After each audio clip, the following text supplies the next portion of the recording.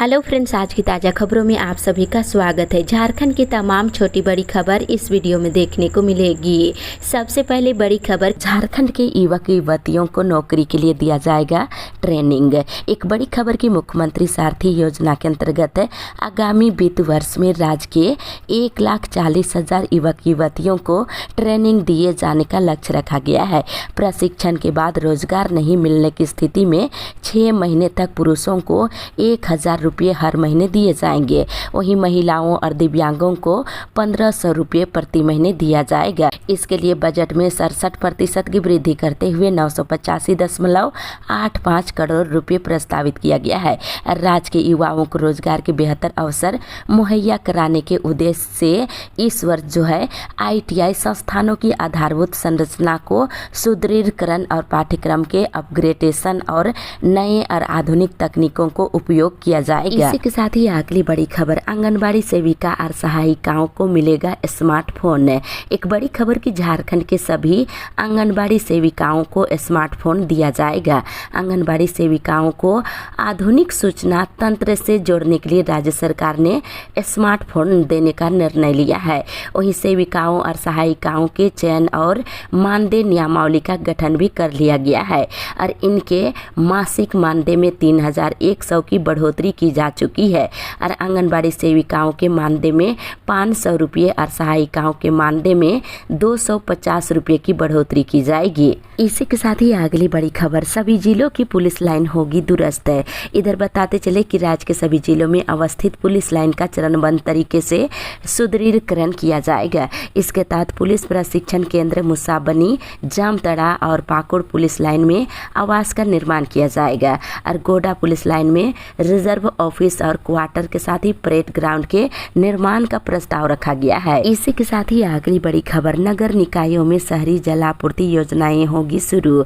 इधर हमिनकर बजट में लोहरदगा, गुमला, कपाली नगर निकायों में शहरी जलापूर्ति योजनाओं का निर्माण कार्य शुरू करने का प्रस्ताव रखा गया है। ये योजना विश्व बैंक से संपोषित झारखंड नगर विकास परियोजना के अंतर्गत वर्ष 2023 और 24 में शुरू की जाएगी। इसके लिए 3,346.37 करोड़ रुपए का बजट प्रस्तावित किया गया है। इसी के साथ ही अगली बड़ी खबर, तमिलनाडु में फंसे मजदूरों को लाने के लिए झारखंड से टीम रवाना।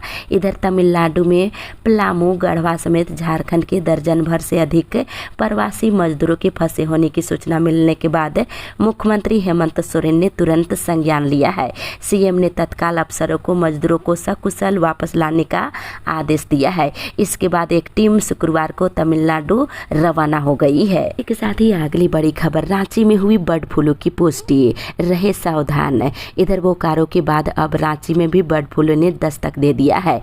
जेल चौक स्थित एक आवासीय परिसर में सोमवार को हुई 1.5 दर्जन मुर्गियों की मौत के बाद उसके सैंपल को कोलकाता और भोपाल भेज दिए गए थे। यहां से शुक्रवार शाम आई रिपोर्ट में बर्ड फ्लू की पुष्टि हुई है। इसके बाद एहतियात बरतने के निर्देश दे दिए गए हैं। इसी के साथ ही अगली बड़ी खबर, 3100 किलोमीटर सड़क और 143 पुलों का किया जाएगा निर्माण। इधर झारखंड में अगले वित्तीय वर्ष में 3,100 किलोमीटर सड़क और 143 पुलों का निर्माण किया जाएगा। राज्य सरकार ने ग्रामीण कार्य विभाग में इसका लक्ष्य तय किया है और प्रधानमंत्री ग्रामीण सड़क योजना के तहत केंद्र सरकार से स्वीकृत इन सड़कों और पुलों का निर्माण शुरू किया जाएगा। इसी के साथ ही अगली बड़ी खबर, छोटा नागपुर को मिली मेडिकल और पॉलिटेक्निक कॉलेजों की सौगात। इधर राज्य सरकार ने बजट में छोटा नागपुर प्रमंडल को स्वास्थ्य और शिक्षा के क्षेत्र में सौगात दिया है। प्रमंडल में एक मेडिकल कॉलेज और पॉलिटेक्निक और नॉलेज सेंटर खोलने की घोषणा की गई है। वित्त मंत्री रामेश्वर उरांव ने शुक्रवार को इसकी घोषणा किया है। इसके तहत देखा जाए तो दुमका और बोकारो में नेतरहाट के तर्ज पर स्कूलों को लाभ मिलेगा और खुट्टी, लोहरदगा, चतरा, हजारीबाग में इसी सत्र से पॉलिटेक्निक की पढ़ाई शुरू की जाएगी। वहीं हजारीबाग और रांची में छात्रावास बनाया जाएगा और रामगढ़, सिमडेगा और झुमरी तलैया के साथ ही लोहरदगा और गुमला गुमला में शहरी जल आपूर्ति योजना शुरू की जाएगी और गोविंदपुर साहिबगंज 4 लेन से विकास किया जाएगा और बोकारो में मेडिकल कॉलेज से स्वास्थ्य के क्षेत्र को मजबूती बनाई जाएगी और दुमका में कमर्शियल पायलट प्रशिक्षण केंद्र युवाओं के सपनों को उड़ान देगा और बहुमंजिला छात्रावास बनाने से एसटी के छात्रों को पढ़ाई से रोजगार मिलने के अवसर कोल्हान में बढ़ेगा और जमशेदपुर और चाईबासा नए राजकीय पॉलिटेक्निक कॉलेज खोला जाएगा और नेतरहाट के तर्ज पर चाईबासा में आवासीय विद्यालय का निर्माण किया जाएगा। यानी तकरीबन देखा जाए तो सभी जिलों को कुछ न कुछ सौगात दिया गया है। इसके साथ ही अगली बड़ी खबर, झारखंड के 42 लाख परिवारों को मिलेगा शुद्ध पेयजल। इधर जल जीवन मिशन के तहत आगामी वित्तीय वर्ष में सरकार राज्य के 42 लाख ग्रामीण परिवारों को शुद्ध पेयजल उपलब्ध कराएगी। बता दें 2024 तक जल जीवन मिशन के तहत राज्य के कुल 61 लाख से अधिक ग्रामीण परिवारों को पानी मुहैया कराने को लेकर लक्ष्य रखा गया है। इसी के साथ ही अगली बड़ी खबर, हेमंत सरकार का अंतिम बजट। इधर भाजपा सांसद निशिकांत दुबे ने झारखंड बजट पर अपनी प्रतिक्रिया दी है। उन्होंने कहा है कि पहली बार झारखंड में दिशाहीन बजट पेश किया गया है। पूरे बजट को दूरबीन लगाकर भी देखने पर राज्य के गरीब, दलित, शोषित, वंचित और महिलाओं के लिए कुछ नहीं दिखाई दे रहा है। सांसद ने कहा है कि लगता है कि ये हेमंत सरकार का अंतिम बजट है। इसी के साथ ही अगली बड़ी खबर, 1883 पीएम आवास अधूरी। इधर सारठ थाना प्रभारी कार्यालय में शुक्रवार को बीडीओ पल्लवी सिन्हा समेत कई अधिकारियों की बैठक हुई है।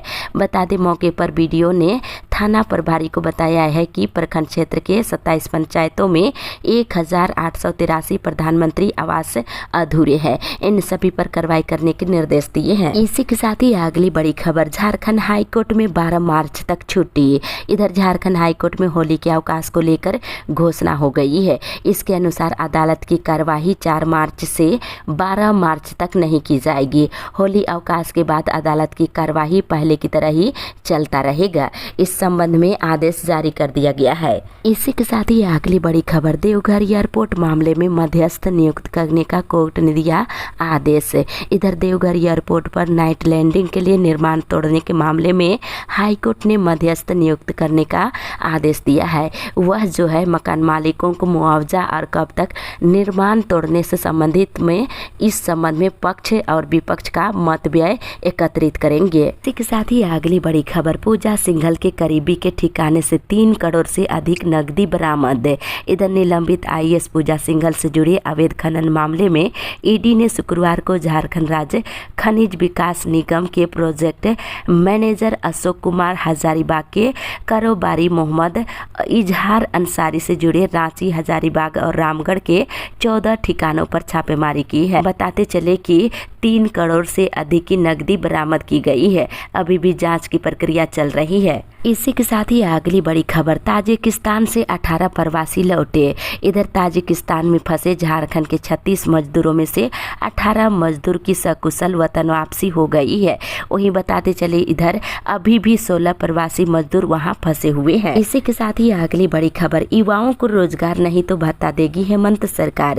इधर बजट में इस वर्ष कौशल प्रशिक्षण पर विशेष जोर दिया गया है। युवाओं को रोजगार मिले इसको लेकर के ट्रेनिंग दिया जाएगा और कौशल प्रशिक्षण के बाद यानी कि ट्रेनिंग लेने के बाद रोजगार नहीं मिलने पर सरकार की ओर से युवाओं को 1000 रुपये हर महीने और महिलाओं और दिव्यांगों को 1500 रुपये प्रतिमाह भत्ता 1 साल तक दिया जाएगा। इसके साथ ही आईटीआई पर रोजगार मिले इसको लेकर के बढ़ावा दिया गया है। इसी के साथ ही अगली बड़ी खबर, वन श्रमिकों ने उपायुक्त से की सेवा नियमित करने की मांग है।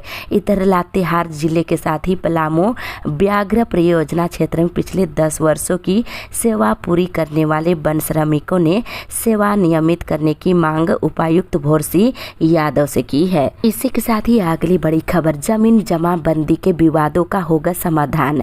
इधर झारखंड विधानसभा के बजट सत्र के 5वें दिन शुक्रवार को सदन में मुख्यमंत्री हेमंत सोरेन ने कहा है कि अवैध जमीन जमाबंदी मामले पर सरकार गंभीरता से विचार कर रही है। उन्होंने कहा कि जब जमीन की अवैध जमाबंदी हो जाती है तो उसे सीधे तौर पर रद्द नहीं किया जाता है। इसी के साथ ही अगली बड़ी खबर, पटना देवघर की विमान सेवा 26 मार्च से।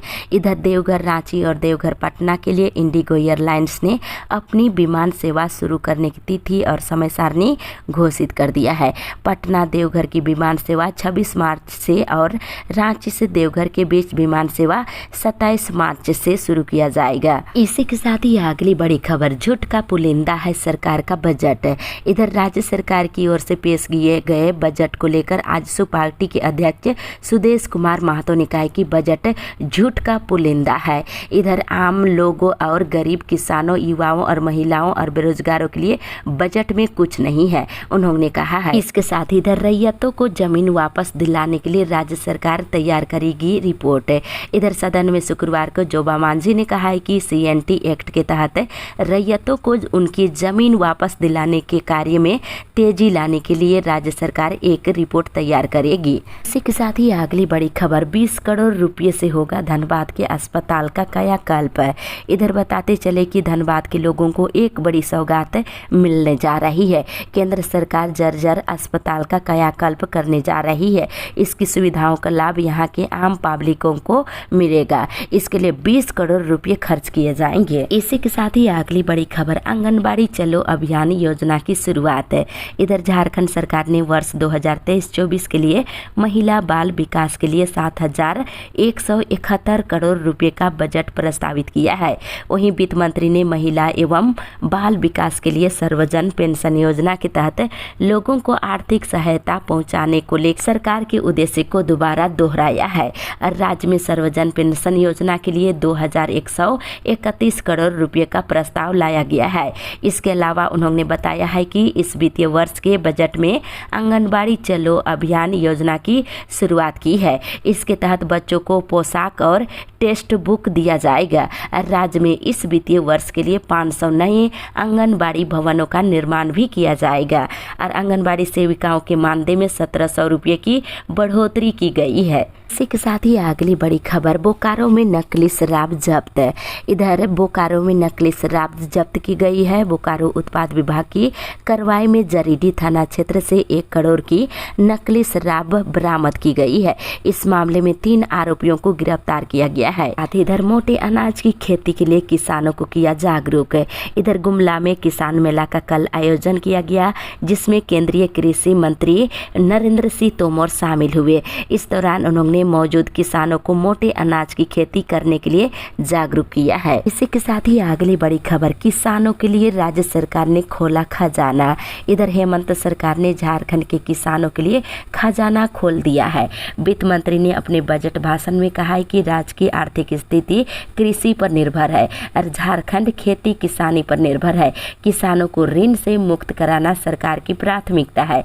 किसान ऋण माफी योजना के तहत 4.5 लाख किसानों को ऋण माफी का लाभ दिया गया है और सुखाड़ राहत के लिए 3500 रुपये की दर से 13 लाख किसानों को राशि दी गई है। साथ ही साथ इधर जमशेदपुर में डेयरी और रांची में मिल्क पाउडर प्लांट को लेकर नई योजना तैयार की गई है। दूध उत्पादकों को 1 रुपये प्रति लीटर प्रोत्साहन राशि देने की तैयारी की जा रही है। इसी के साथ ही अगली बड़ी खबर, ठगी के लिए बिहार के 50,000 लोगों को भेजा SMS। इधर बताते चले साइबर अपराधी की करतूत के कारण लाखों लोगों को आर्थिक नुकसान हुआ है। इधर जानकारी के अनुसार मोबाइल में आए लिंक को छूने से बैंक खाता के साफ होने का मामला लगातार सामने आता रहता है। ऐसे ही लिंक को बनाकर लोगों को ठगने वाले साइबर गिरोह की खोज बिहार आर्थिक अपराध इकाई ने की है। इसी के साथ ही अगली बड़ी खबर, आम लोगों को मिलेगी सस्ती दरों पर एयर एम्बुलेंस की सुविधा। इधर राज्य के लोगों को सस्ती दर पर एयर एम्बुलेंस भी उपलब्ध कराए जाएंगे। हालांकि परिवहन विभाग की ये योजना पिछले वर्ष ही शुरू की गई थी, लेकिन योजना शुरू नहीं हो सकी थी। इस योजना का लाभ उन गरीब मरीजों को मिलेगा जिन्हें इलाज के लिए तुरंत दूसरे राज्यों के बड़े अस्पताल में पहुंचने की जरूरत है। राज्य सरकार ने अब की बार बजट में स्वास्थ्य सुविधाओं पर खास जोर दिया है। इसी के साथ ही अगली बड़ी खबर, जारी रहेगी कृषि ऋण माफी और सुखाड़ राहत योजना। इधर राज्य सरकार ने कृषि क्षेत्र की महत्वपूर्ण योजनाएं खासकर कृषि ऋण माफी योजना और सुखाड़ राहत योजना को नए वित्तीय वर्ष में भी जारी रखने का निर्णय लिया है। जो भी किसान यानी कि जिन किसानों का कृषि ऋण माफी और सुखाड़ राहत योजना का लाभ नहीं मिला है, उन सभी को लाभ दिया जाएगा। इसी के साथ ही अगली बड़ी खबर, एक वृक्ष लगाने वालों को 5 यूनिट बिजली फ्री। इधर मुख्यमंत्री हेमंत सोरेन ने कहा है कि अपने अपने घर में एक वृक्ष लगाने वाले को 5 यूनिट बिजली फ्री दी जाएगी। इसके लिए नियमावली बनाई जा रही है। हमें हर हाल में पर्यावरण की रक्षा करनी है। वे शुक्रवार की शाम मोराबादी मैदान में पर्यावरण मेले के समापन के दौरान ये बात कही है।